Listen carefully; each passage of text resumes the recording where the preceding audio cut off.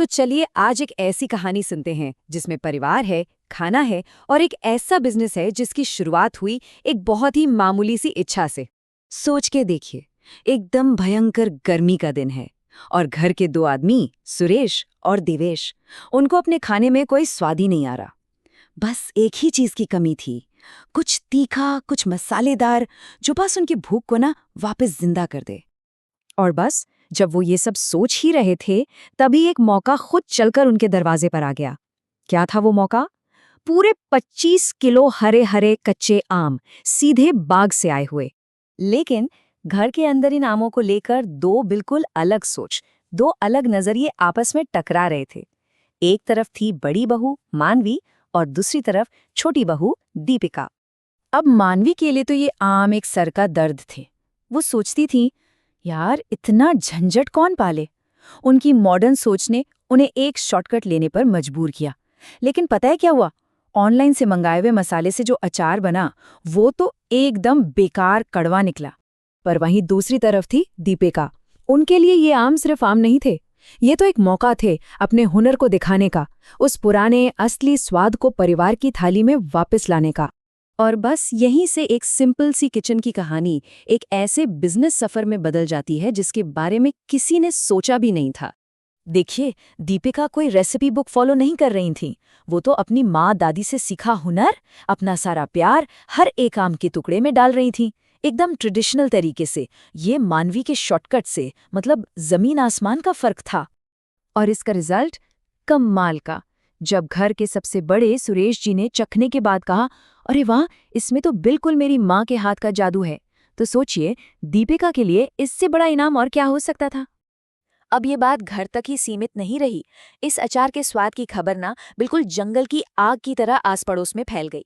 और आप मानेंगे नहीं, देखते देखते वो पूरे के पूरे 25 किलो अचार हाथों हाथ बिक गए। और फिर इस कहानी में आता है एक बड़ा टर्निंग पॉइंट। देवेश के बॉस ने एक बहुत बड़ा ऑर्डर दे दिया।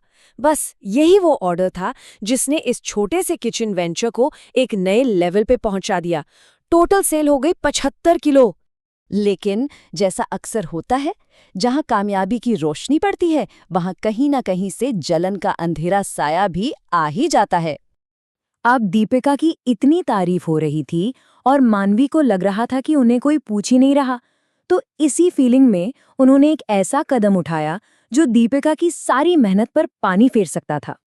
मतलब ये वही क्लासिक केस है जहां एक की सफलता दूसरे के लिए जलन का कारण बन जाती है, और ये जलन इंसान से कुछ भी करवा सकती है। लेकिन अब कहानी एक ऐसा मोड़ लेती है जिसके बारे में किसी ने सोचा तक नहीं था।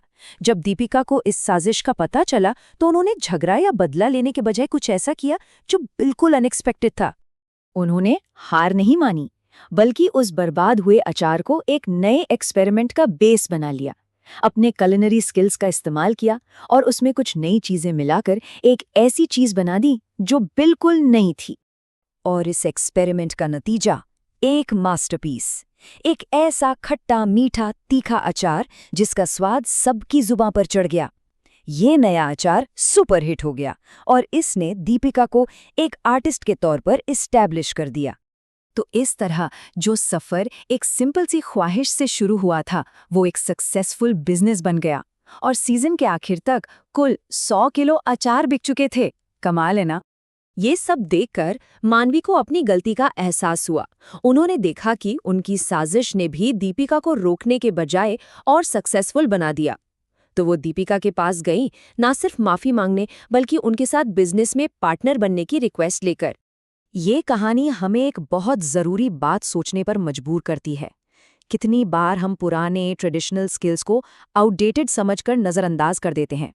शायद अगली बार किसी ऐसी चीज़ को खारिज करने से पहले हमें एक पल रुककर सोचना चाहिए, क्या पता उसी पुरानी परंपरा में आने वाले कल की सफलता का कोई नया राज छुपा हो।